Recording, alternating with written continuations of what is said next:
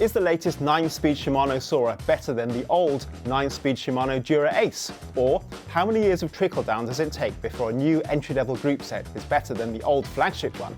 That's what we're going to find out.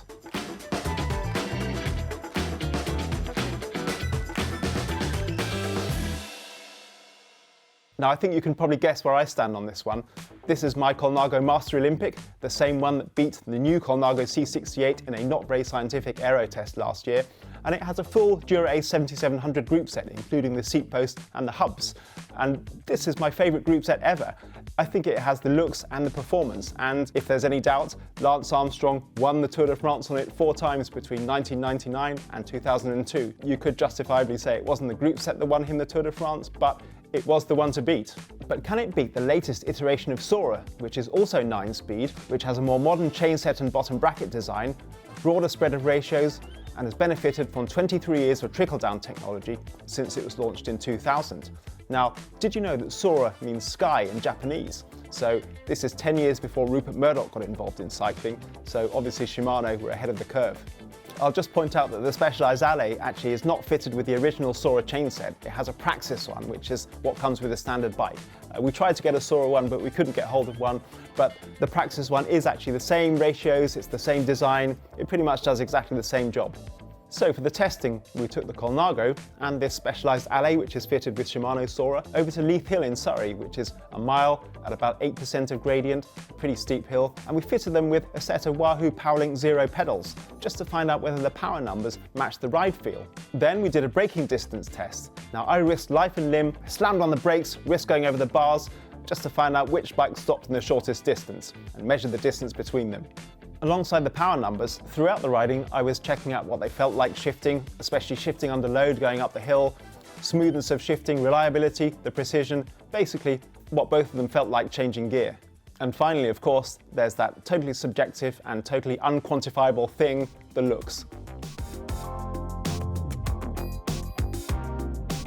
So, what are the differences between 2023 Sora and 1998 Dura-Ace? Well, first of all, there's the weight.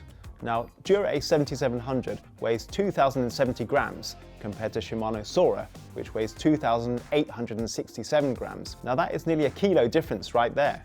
In fact, every Dura-Ace component is lighter than the equivalent Sora. The Dura-Ace chainset weighs 690 grams compared to Sora's 979 grams, and that's nearly 300 grams right there. Sora's STIs are over 100 grams heavier, and I just have to point out that Dura-Ace's beautiful titanium cassette, which weighs 169 grams, is almost half as light as Sora's. Now, that's not quite a fair comparison because obviously the Sora cassette has bigger sprockets, bigger ratios, but we're going to come to that a bit later on. But a pro-level group set was always going to be light, and of course it was very expensive too. Now, Sora is an entry-level group set, and if it was going to be cheap and it was going to be light, then it obviously wasn't going to be strong, as the saying goes. So there's a big difference in weight between the two group sets. Now, the next most obvious difference is the ratios.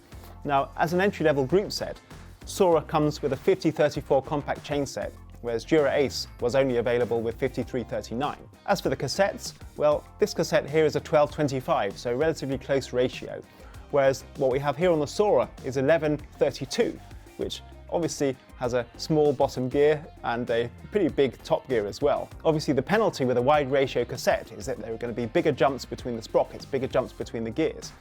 So your cadence is going to be more all over the place than it would be with a close ratio cassette like the 12-25. So let's do a quick comparison of top and bottom gears. Now Sora's bottom gear of 34-32 gives a gear size in inches of 28.6, whereas Dura-Ace's 39-25 gives a bottom gear of 42.1, so quite a bit bigger. As for the top gears, Sora actually has a bigger top gear. The 5011 measures out to 122.7 inches, which is actually bigger than Dura-Ace's 5312, which is 119.2. Now the chainset is often the focal point of a group set, and Dura-Ace used the Octolink system, which was basically an improvement over the old square taper system, but basically did the same job. Except that the spindle was hollow and oversized and splined, rather than the old square taper, which was solid. So Octolink was a bit stiffer than the old square taper system, but it wasn't really radically different. The next big jump came with Dura-Ace 7800, which introduced the outboard bearing system, and this is the system that Sora uses, and pedaling stiffness actually was considerably improved with that system. Now obviously this isn't the original Sora chainset, but the Praxis one on this bike works in exactly the same way with the outboard bearings. Now, hood shape is the next one. Lever hoods have changed a lot since Dura-Ace 7700.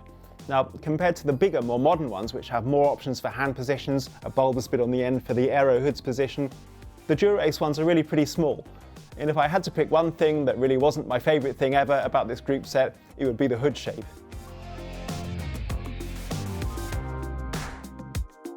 Now, as the flagship group set, Dura-Ace has to look the best as well as perform the best, and this has always been the case, and was the case back with 7700. It just looks incredible, flowing, beautiful, polished, sculpted. It's lovely engineering as well as lovely looks. Whereas I don't think anybody would ever claim that Sora is beautiful. I mean, it's not ugly or cheap looking, but it's there to do a job. It has inherited technology from the older Dura-Ace group sets. It's benefited from trickle down, so it's there to do a job basically, and it does the job well, as we're about to see. Now, the last thing to think about is durability. Now, how long are these group sets going to last? Well, this one is 25 years old and still going, and it works as well as the day it rolled off the production line. It's beautiful. Dura-Ace, it has durability. The clue's in the name. Sora is brand new, so we don't know how long it's going to last, but will it be here in 25 years' time? I mean, it's hard to imagine it, but, you know, who knows?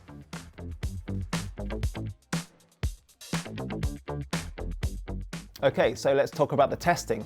So as we know, when you're crawling along at 10 miles an hour, which is the speed I was doing up Leith Hill, it's not aerodynamics that's the most important thing. It comes down to weight. So in theory, the lightest bike should be the fastest for the same power number.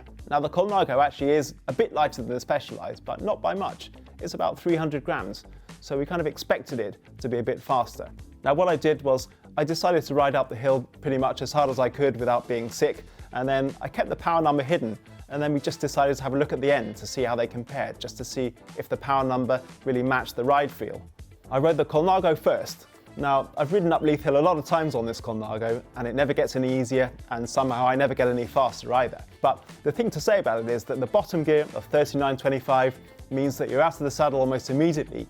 Honking, as they used to say. It's really a hell of a slog, and it's not really my favourite day out to do that. And I think it's compounded by the fact that the levers, as I mentioned, the hoods are so small that you really don't get much leverage, your hands are kind of cramped up. It's hard work, basically.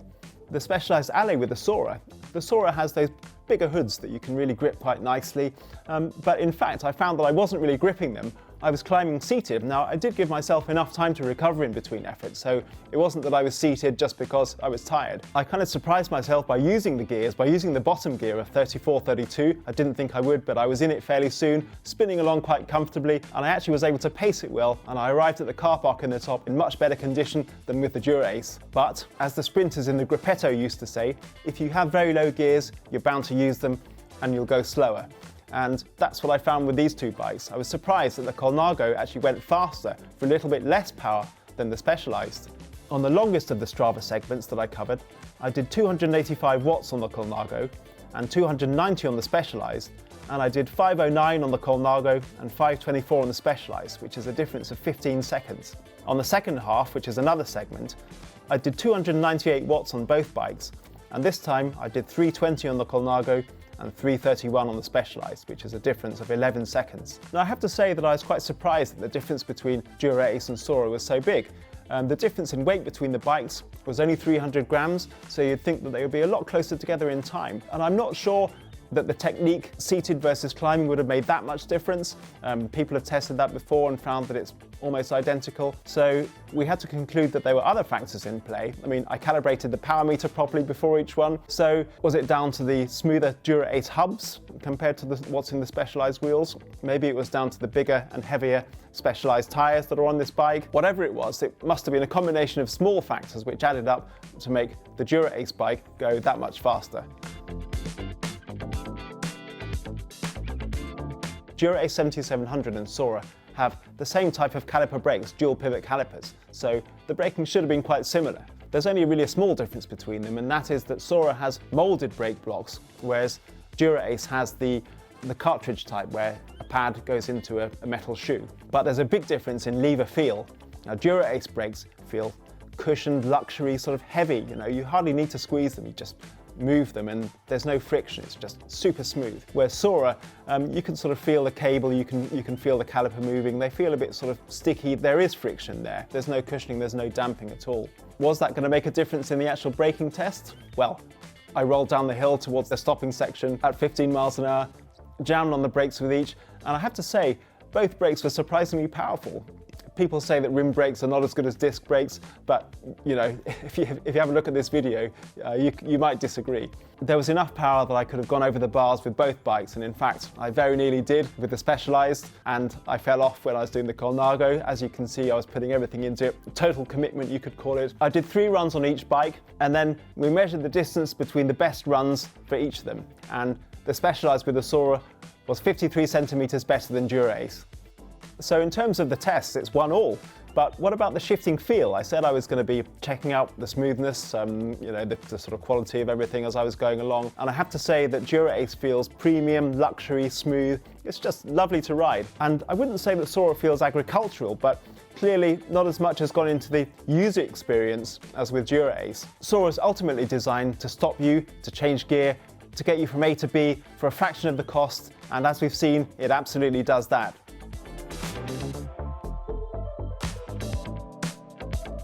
Now this video isn't about buying decisions, it's basically to satisfy my curiosity, and hopefully yours too, to find out at what point a new entry-level group set overtakes an old flagship one. And I think I might conclude that it hasn't quite happened yet, although there are certain aspects of Sora which have shown that it is on a par with Dura-Ace, the braking for example. Now there's still that question, could Lance Armstrong have won the Tour de France I should say, on Sora R3000? Well, maybe that's not quite the right question to ask, because as he himself said, it's not about the bike. But if you consider that this Sora-equipped Specialized costs just over £1,000, and the sort of bikes that the current Tour de France winners are riding cost 15 times that, then this bike with Sora is definitely fit for purpose. As for me, well, I'm an old man who likes old things, and Dura-Ace 7700 is a really special group set for me. It was the one that was the ultimate group set when I started racing, so for me it's tied up with all sorts of memories, and I admit I fetishize it, I'm always going to, and it's going to have to be a really special group set that overtakes it in my eyes. Now it might be a silly question, but which group set do you prefer? Let us know in the comments underneath, and if you enjoyed this video, don't forget to like and subscribe, and I'll see you next time.